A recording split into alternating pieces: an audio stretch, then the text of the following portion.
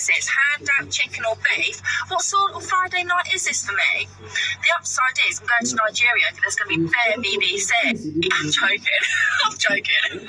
Till now. All the Nigerians are going to be there like, give me Coca-Cola, give me beef. Why you have no beef left? I want beef. And I'm just going to be there like, sorry, sir, we ran out of beef. All the Nigerians, they're all going to be there asking for upgrades because I haven't got enough leg room because all their BBCs are in their way. Big like that, swinging from side to side. Hi, welcome to LD All Day. Now, the clip you just saw was a clip of a British Airways hostess making fun of Nigerians in an uncomplimentary manner. Some would say that's racist. But you know, when I think about it, Nigerians are the last people who should be complaining about racism. I don't like what she did either, but we're the last people who should be complaining about racism. Let me explain why. We need to fix our own form of racism. We have a form of it which is prevalent in our society. It also ends with an ism, but then we have to trade the first three words, that's the race, with tribal. If you take out race from racism and add tribal, you have tribalism. And that's the problem that Nigerians have. And we do it to each other. So we're the last ones who should complain about racism. For instance, an Igbo man cannot live and do business in peace in Lagos. A Yoruba man cannot make maybe it might be a harmless statement or a joke without an Igbo man interpreting it through tribal lens. Also, what about the Northerners, particularly the Fulani? Those ones believe that they own Nigeria and should always lead. Now, just a few years into Tinubu's tenure, you can already see what they're planning in 2027 already. Now, in my native Plateau state, I've been treated differently at times because of my appearance. At first glance, people think I'm from the Southeast until I tell them where I'm from.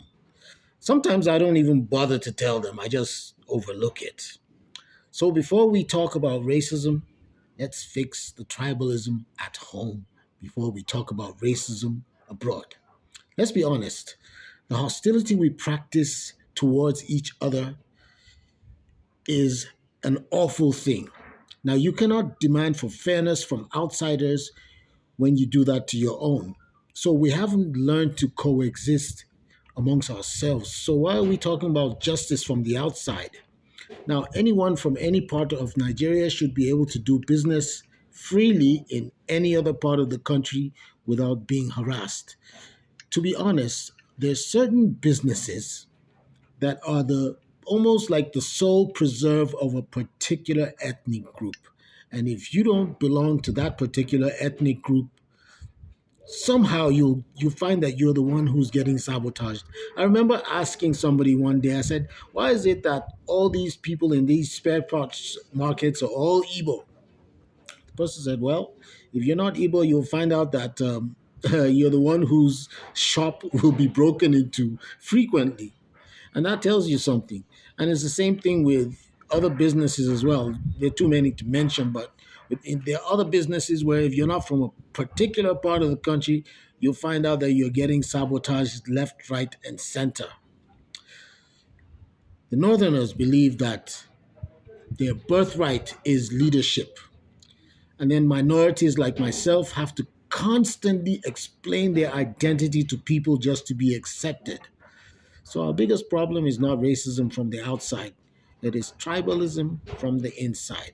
The racism hurts, but the tribalism at home is poisoning us even faster. An enemy from within is indeed a very, very dangerous thing. And the worst thing that you can possibly have is an enemy from within.